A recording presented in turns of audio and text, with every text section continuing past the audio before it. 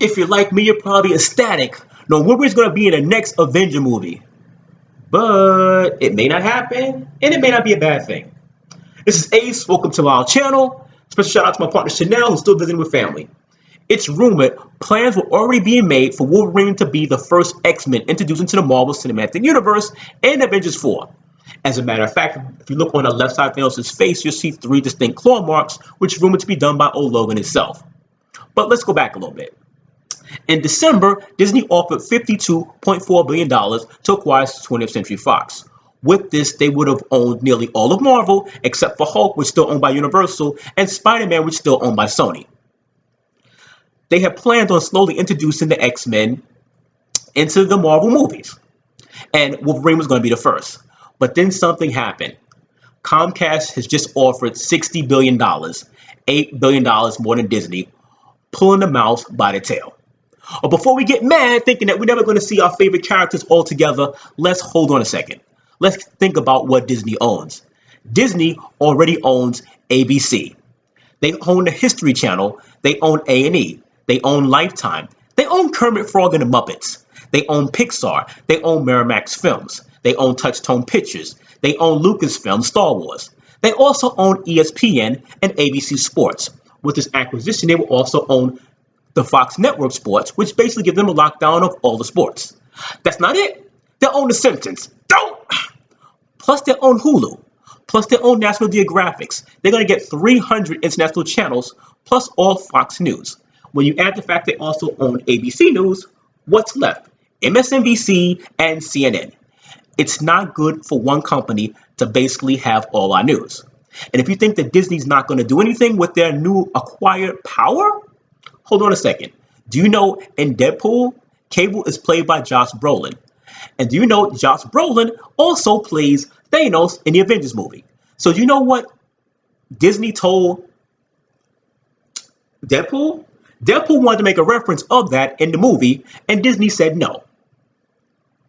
Because they don't want them to actually expose the fact that the actor has been used in both movies. And basically, before Disney even owns this company, they're already putting out there what they can't do. So, that's not good. But hold on a second. What about Netflix?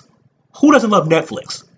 Do you know Disney is trying to ruin Netflix? They already told Netflix that they're going to take all of their content, all the Disney Pixar movies, every single thing that they do, they're taking it away and they're moving it over to Hulu, which they would have once they acquired this deal. What do you think is going to end up happening to all the Netflix original Marvel series? How long do you think it's going to be before Disney says, you know what, you can't do it no more? Now, of course, who cares about Iron Fist, but what about Deadpool? What about Luke Cage? What about The Defenders? What about Jessica Jones? So, I'm not really too happy with Disney owning everything. So you ask yourself, why would Comcast do this besides money? It's probably deep in that. Maybe it's revenge. You see, Comcast owns Universal Studios Resorts, which also has Islands of Adventure, which has Marvel Superhero Island. Now, on August 31st, 2009, Disney paid $4.2 billion to buy Marvel, which was a swift kick in Comcast's Harry Potter. Because Comcast owns IOA, and specifically Marvel Superhero Island, now they have to pay Disney licensing fees as long as they have these rides on their property. They also cannot expand any more Marvel theme rides. While Disney is, as a matter of fact, Disney's building Guardians of the Galaxy and a Spider-Man and an Avengers ride. Plus now they have the Marvel superheroes walking around in Disney parks. So do you actually believe that Comcast is so cool with this? Probably not. Do you also know that originally Comcast actually was talking to DC and they wanted to build a Gotham City thing, which would have been different from Marvel Superhero Island? I know right now they wish they had. Anyway, Comcast figured out a way to get the mouse in a trap. And they showed Disney their Elder Wand. So, as much as I would absolutely love to see all my favorite characters in one Marvel movie, not if one company, Disney, is going to basically end up owning everything.